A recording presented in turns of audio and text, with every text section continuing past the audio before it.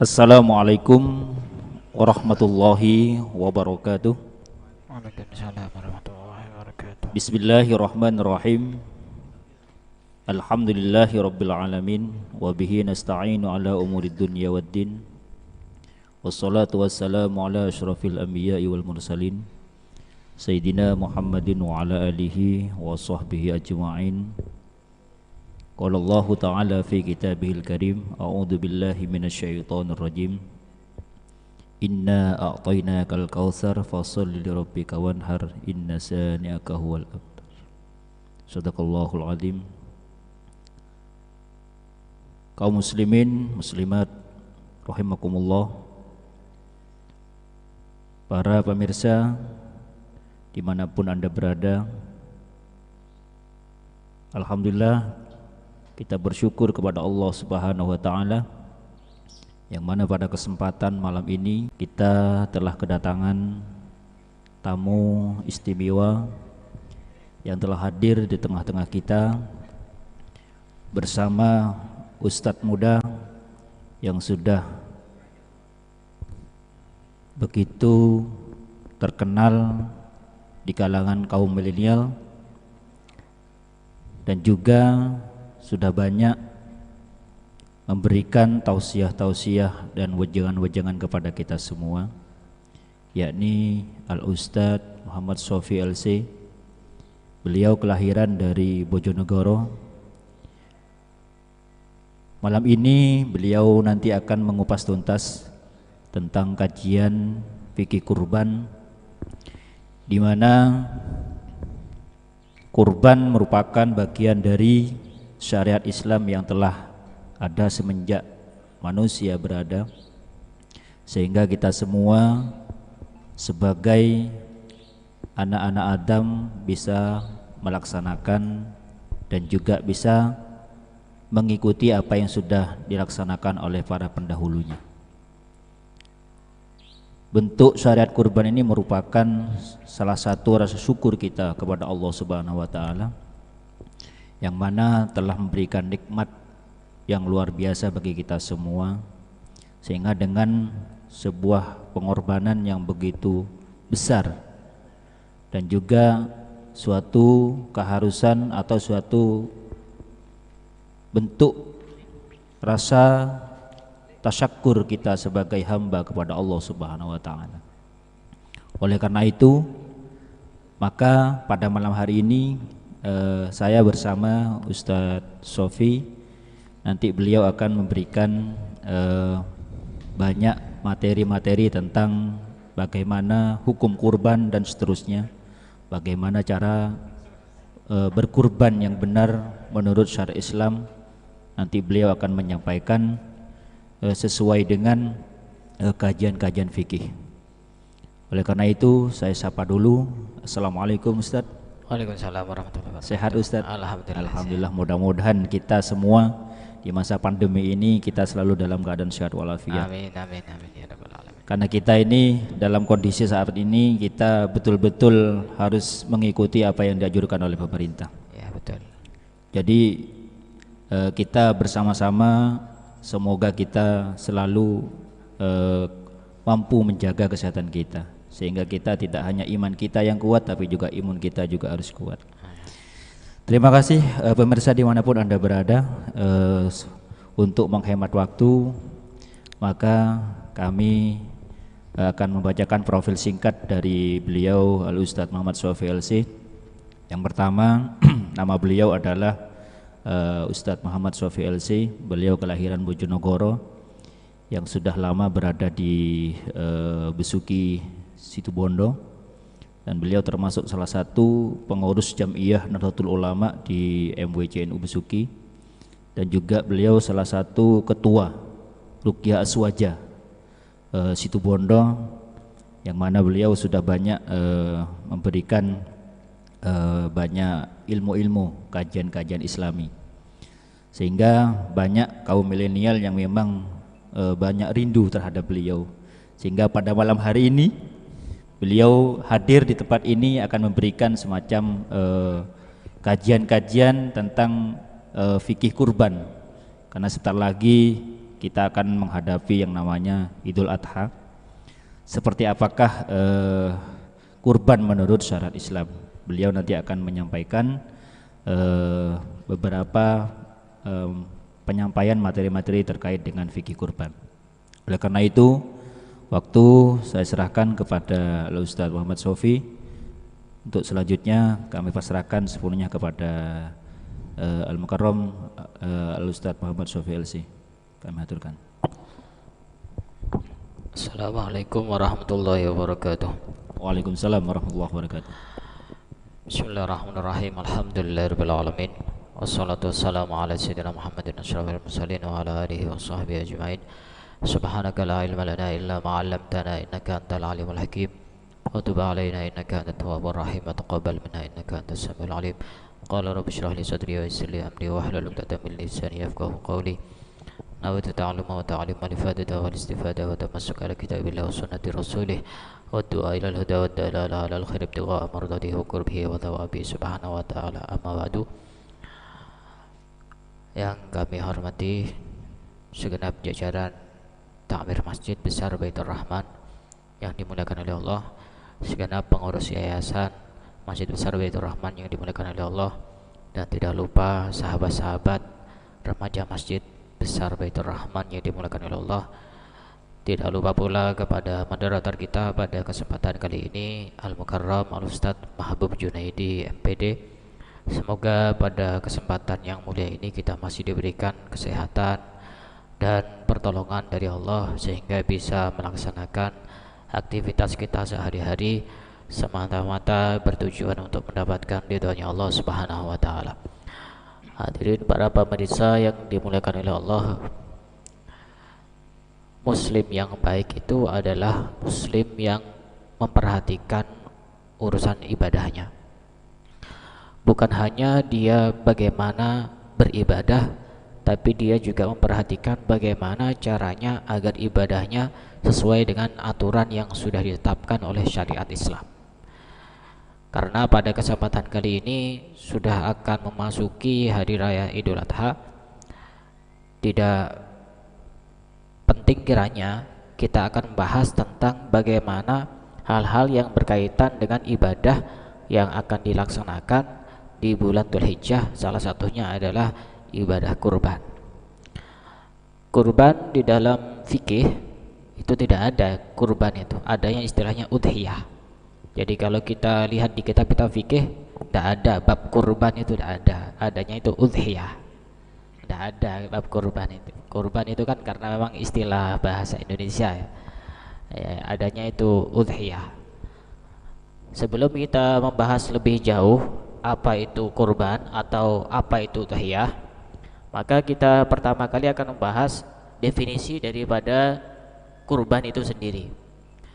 Di dalam kitab Al-Yaqutun Nafis dijelaskan bahwasanya definisi kurban itu, al-udhiyah itu ma yudbahu minan na'ami taqarruban ilallahi ta'ala min yaumin nahri ila akhiri ayyamit tasyrik, yaitu sesuatu yang disembelih dari na'am.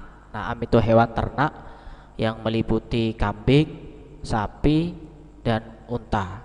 Selain itu maka nanti tidak disebut kurban. Dimulai dari kapan menyembelih hewan kurban itu? Dimulai pada tanggal 10 Dzulhijjah, yaitu pada hari raya Idul Adha, sampai akhir hari tasyrik, yaitu hari tasyrik itu dari tanggal 11, 12, dan terakhir tanggal 13.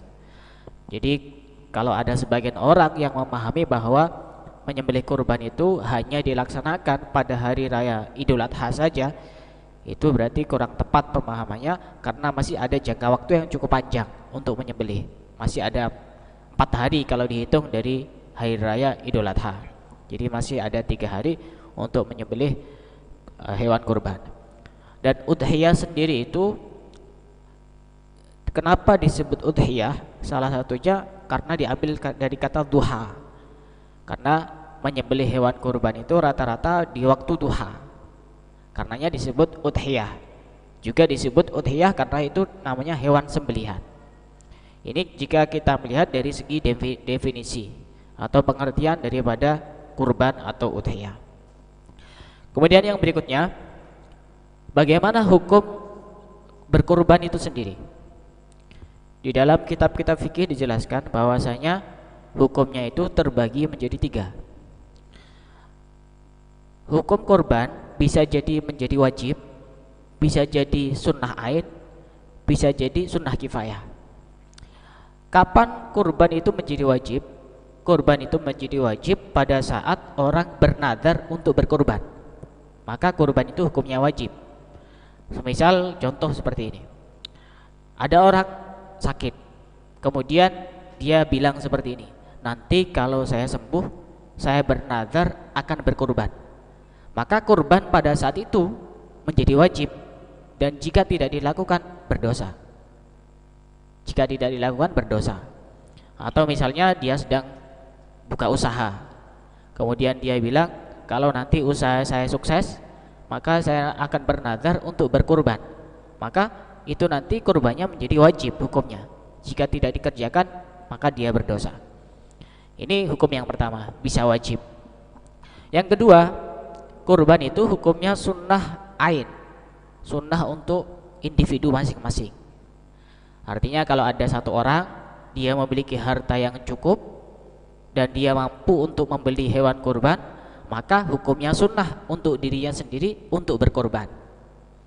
Tapi ketika dia dalam satu lingkungan keluarga, hanya kepala rumah tangga yang punya uang, sedangkan dia tidak bisa untuk mengorbankan anggota-anggota yang lain, artinya tidak bisa untuk membelikan hewan kurban dan dilihatkan untuk salah satu anggota keluarganya, maka cukup perwakilan daripada anggota keluarga itu, kepala keluarga itu. Itu namanya sunnah kifayah. Sebagaimana di dalam fardu itu ada fardu ain, ada fardu kifayah. Kalau fardu kifayah, kalau sebagian sudah ada yang melakukan, maka yang lain sudah gugur. Di dalam pembahasan kurban juga seperti itu. Jika misalnya kepala rumah tangga dia sudah berkurban, menyembelih hewan kurban, kemudian tidak mampu untuk menyembelih hewan kurban untuk keluarganya yang lain, maka sudah gugur kesunahannya. Sudah gugur kesunahannya. Itu terkait dengan hukum kurban. Kemudian yang berikutnya, syarat berkurban. Disebutkan di dalam kitab yang sama, yaitu Alkitab Al-Yaqutun Nafis, disebutkan salah satu syaratnya kurban itu yang pertama adalah an-na'am, berupa hewan ternak yang meliputi sapi, unta, dan kambing. Kemudian yang kedua syaratnya hewan tersebut sudah tanggal giginya, dan sudah melewati usia 6 bulan. Atau jika itu bisa, atau misalnya tidak tanggal giginya, minimal dia sudah mencapai usia 1 tahun. Jika itu nanti berupa kambingnya kambing kacang, maka nanti usianya 2 tahun. Dan begitu juga berlaku untuk hewan sapi, ini juga minimal berusia 2 tahun. Sedangkan hewan yang berupa unta minimal usianya 5 tahun. Kemudian syarat yang berikutnya, syarat untuk berkurban ini adalah tidak ada cacat yang bisa mengurangi kualitas daging kurban itu sendiri. Contoh cacat yang bisa mengurangi kualitas daging kurban itu sendiri apa? Misalnya ada yang tangannya putus, kakinya putus, atau misalnya ekornya putus, ini juga bisa mengurangi daripada daging itu sendiri. Ada beberapa cacat-cacat yang itu bisa dimaklumi, artinya walaupun cacat itu ada, tapi masih diperbolehkan hewan tersebut untuk dijadikan kurban. Salah satunya adalah buta sebelah, matanya itu buta sebelah, itu juga tidak apa-apa karena cacat-cacat yang ringan.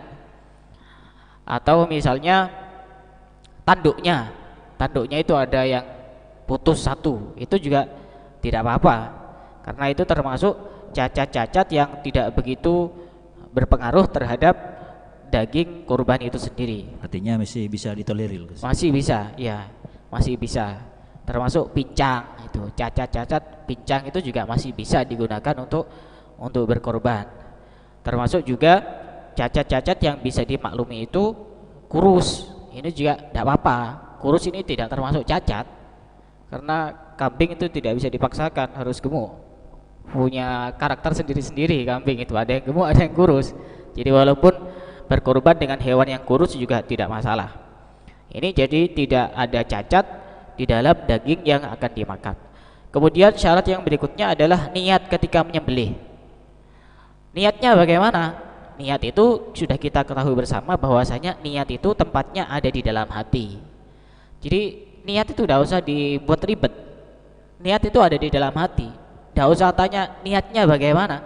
Yang penting pada saat nyembelih, saya niat menyembelih hewan kurban sunnah, ya sudah beres. Niat itu gampang. Jangan niat itu diartikan dengan bacaan atau lafaz.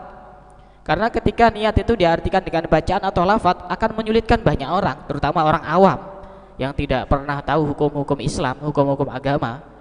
Mau sholat Idul Adha masih tanya, niatnya sholat Idul Adha bagaimana?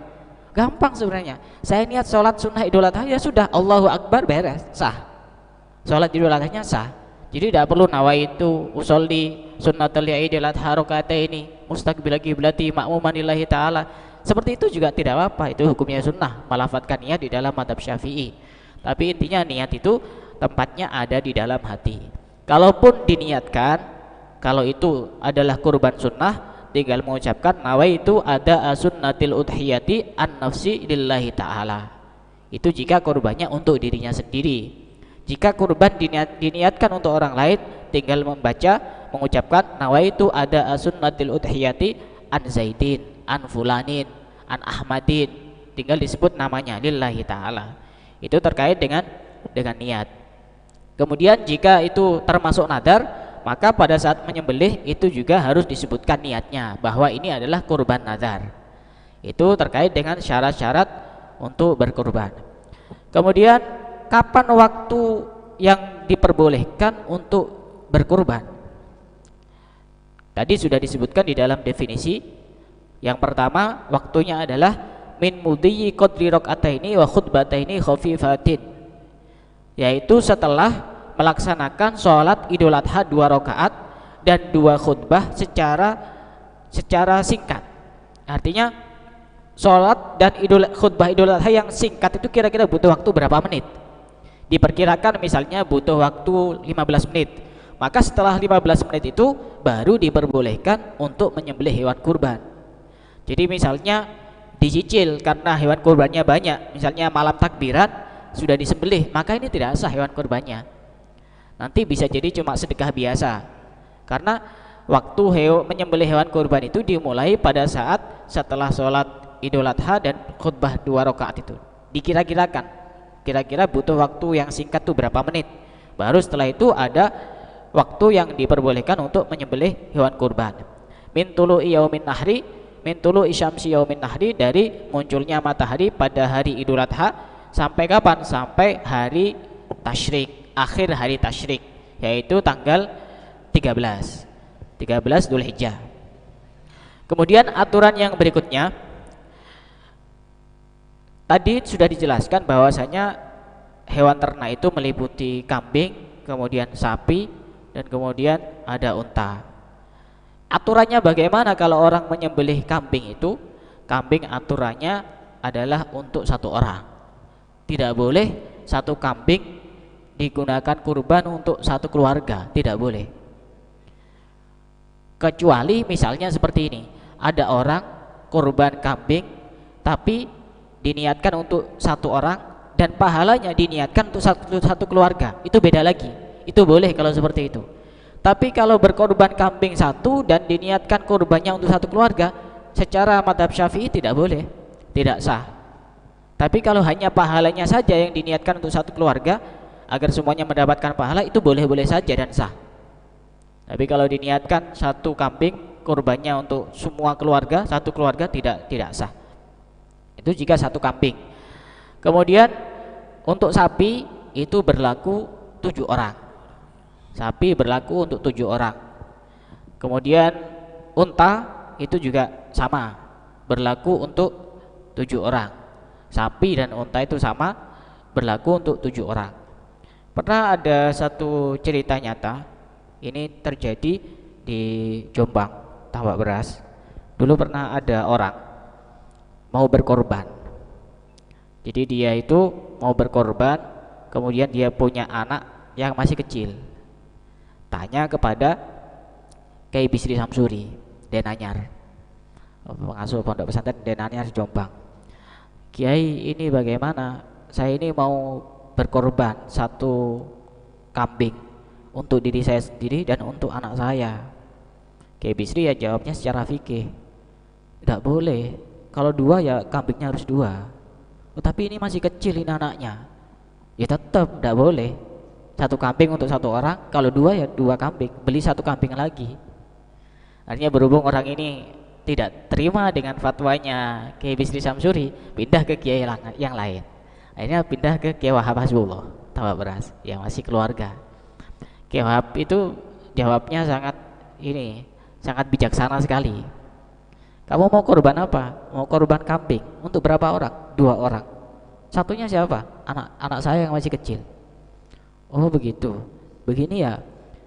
Nanti hewan korban itu kan dibuat untuk tunggangan pada saat melewati sirat di hari kiamat itu. Nah, anakmu itu kan masih kecil. Nanti kalau mau naik itu gimana caranya? Kan tidak bisa. Terus gimana caranya biar anak saya ini bisa naik bareng dengan saya? Caranya gampang.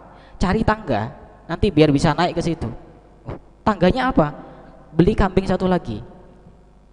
Nanti anak kamu ini kan bisa naik ke kambing satunya. Oh begitu, ya sudah. Saya sekarang mau beli kambing lagi. Padahal jawabannya sebenarnya sama. Tapi karena cara menjawabnya berbeda, orang ini seakan-akan merasa tercerahkan dengan jawabannya Kiai Wahab. Ya ini aturan yang paten ini. Satu kambing untuk 1 orang. Satu sapi untuk 7 orang, 1 unta untuk 7 orang. Nah itu terkait dengan bilangan kambing yang akan dikorbankan itu 1 kambing 1 orang, 1 sapi 7 orang, dan 1 unta untuk 7 orang. Mungkin dari sini dulu